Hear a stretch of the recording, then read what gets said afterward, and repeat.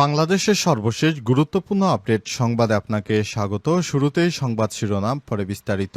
প্রথমে জানাবো, বিএনপির জাতীয় স্থায়ী কমিটির সদস্য সালাউদ্দিন আহমেদ বললেন, আওয়ামী লীগ নিষিদ্ধের বিষয়ে সরকারকে বলেছি, শাহবাগে যেতে হবে কেন? বিএনপির স্থায়ী কমিটির সদস্য সালাউদ্দিন আহমেদ আজ আওয়ামী লীগ নিষিদ্ধের বিষয়ে লিখিতভাবে কয়েক মাস আগে তিনি সরকারকে জানিয়েছেন বলে জানিয়েছেন। তিনি বলেছেন, সভা সেমিনার করে আওয়ামী লীগকে নিষিদ্ধ করতে হবে কেন? সবার আগে আমরা বলেছি আওয়ামী লীগকে নিষিদ্ধ করতে হবে। আজ মাতৃভাষা ইনস্টিটিউটে এক সংবাদ সম্মেলনে এসব কথা বলেছেন বিএনপির জাতীয় স্থায়ী কমিটির সদস্য সালাউদ্দিন আহমেদ। জানাবো, ভারতের যে ২০ সামরিক ঘাঁটিতে হামলা চালালো পাকিস্তান। ভারতে ব্যাপক পরিসরে পাল্টা হামলা শুরু করেছে পাকিস্তানের যোদ্ধারা। পাকিস্তানের সেনাবাহিনী জানিয়েছে, তারা ভারতের সাম্প্রতিক হামলা জবাবে অপারেশন বুনিয়ান উন মারসুস নামক একটি বড় পরিসরের প্রতিশোধমূলক হামলা শুরু করেছে। বিশ্বের প্রথম ড্রোন যুদ্ধ ভারত পাকিস্তানে দ্বন্দ্বের নতুন মোড় শুরু হয়েছে। ভারত ও পাকিস্তানের মধ্যে ব্যাপক হামলার ঘটনার পর যুদ্ধবিরতির কথা জানিয়েছেন ডোনাল্ড ট্রাম্প। তবে নতুন করে তাদের মধ্যে আবারও সংঘাতের সৃষ্টি হয়েছে। বিশ্বের প্রথম ড্রোন যুদ্ধ ভারত পাকিস্তান দ্বন্দ্বের নতুন মোড় সৃষ্টি হয়েছে। অবস্থায় যুদ্ধ বন্ধ হবে নাকি নতুন কোনো মোড় নিবে, সেটি এখনো স্পষ্ট করে জানাতে পারছে না বিশ্লেষকরা। এরপর জানাবো, পাল্টাপাল্টি যুদ্ধবিরতি লঙ্ঘনের অভিযোগ ভারত পাকিস্তানের। পাল্টাপাল্টি যুদ্ধবিরতি লঙ্ঘনের অভিযোগ তুলেছে দক্ষিণ এশিয়ার পরমাণু শক্তিধর দুই প্রতিবেশী ভারত ও পাকিস্তান। যুক্তরাষ্ট্রের মধ্যস্থতায় দীর্ঘ আলোচনার পর 10 মে যুদ্ধবিরতি চুক্তি ঘোষণা করা হয়েছিল। তবে আজ 11 মে ভারত অধিকৃত কাশ্মীরের শ্রীনগর ও জম্মুতে বেশ কয়েকটি বিস্ফোরণের শব্দ শোনা গেছে। এবারে জানাবো, ভারতের অমৃতসরে বিদ্যুৎ সংযোগ ফিরলেও এখনও রেড অ্যালার্ট জারি।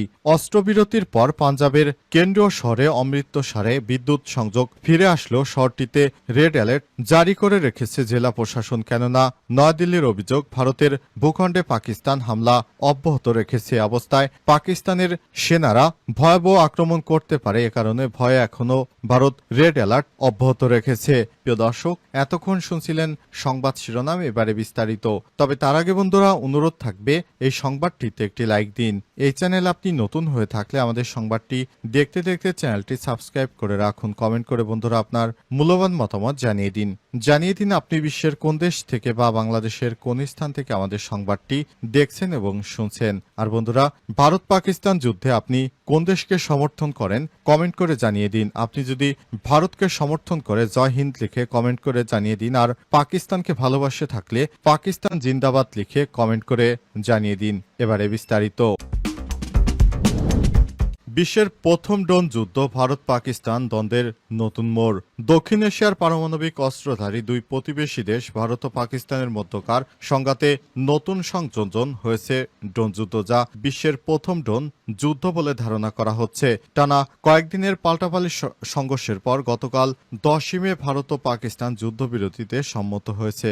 ভারত অভিযোগ করে বলে, পাকিস্তান তাদের 3টি সামরিক ঘাঁটিতে ড্রোন এবং ক্ষেপণাস্ত্র হামলা চালিয়েছে, যার মধ্যে রয়েছে জম্মু এবং কাশ্মীরের ভারত নিয়ন্ত্রিত এলাকা। তবে ইসলামাবাদ এই অভিযোগ অস্বীকার করেছে। এদিকে পাকিস্তান দাবি করেছে, তারা গত কয়েক ঘন্টায় ভারতের 25টি ড্রোন ভূপাতিত করেছে। ভারতের পক্ষ থেকে এ বিষয়ে প্রকাশ্যে কোনো প্রতিক্রিয়া আসেনি। বিশ্লেষকরা বলছেন, এই পাল্টাপাল্টি হামলা দুই দেশের দীর্ঘদিনের দ্বন্দ্বকে নতুন এক পর্যায়ে নিয়ে গেছে, যেখানে আর শুধু গোলাবারুদ নয়, বরং মানববাহী যন্ত্র ড্রোন দিয়ে এখন আকাশে হামলা চালানো হচ্ছে। মার্কিন যুক্তরাষ্ট্র সহ বিশ্বের বড় শক্তিগুলো যখন উভয় দেশকে সংযত হওয়ার আহ্বান জানাচ্ছে, তখনও এই অঞ্চলে উত্তেজনা বাড়ছে।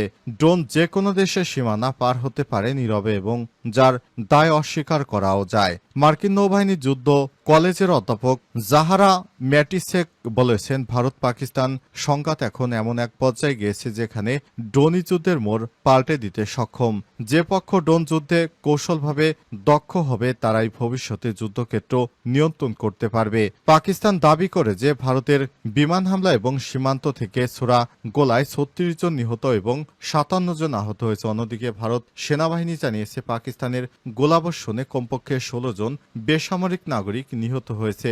ভারত বলছে পাকিস্তানের উপর তাদের হামলা ছিল পেহেলগামে ভারতীয় পর্যটকদের উপর হামলার প্রতিশোধ, যে হামলায় বেশ কয়েকজন পাকিস্তানি নাগরিক নিহত হয়েছে। পাকিস্তানে পেহেলগামে হামলায় জড়িত থাকার অভিযোগ অস্বীকার করা হয়েছে। বিএনপির জাতীয় স্থায়ী কমিটির সদস্য সালাউদ্দিন আহমেদ বললেন, আওয়ামী লীগ নিষিদ্ধের বিষয়ে সরকারকে আগেই বলেছে বিএনপি।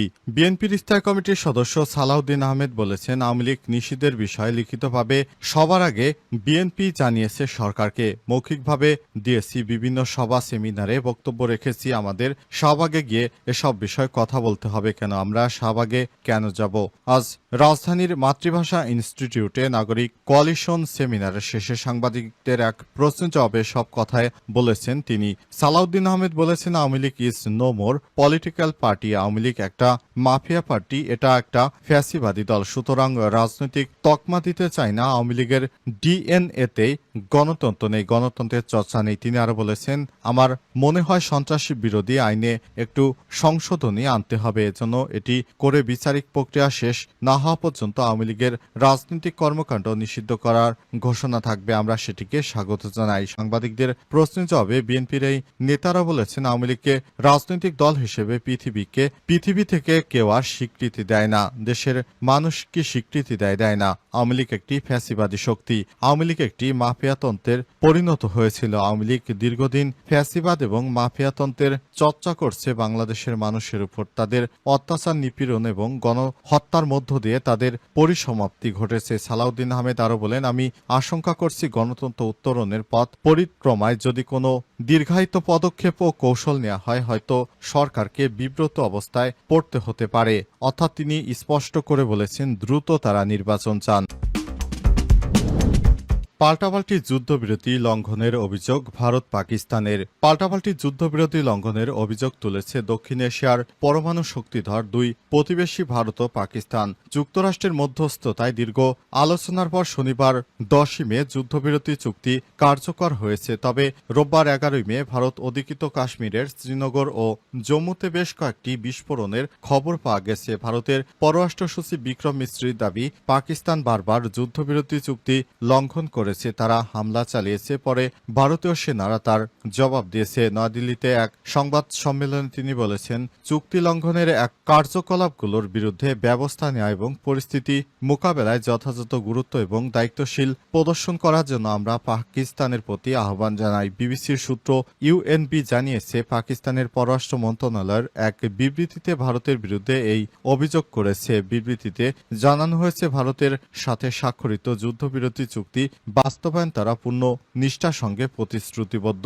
সাম্প্রতিক সময়ে ভারত পাকিস্তানের মধ্যে চলমান উত্তেজনা গত কয়েক দশকের মধ্যে সর্বোচ্চ। গত 22 এপ্রিল ভারত অধিকৃত কাশ্মীরে হামলা চালিয়ে 26 জন পর্যটককে হত্যা করে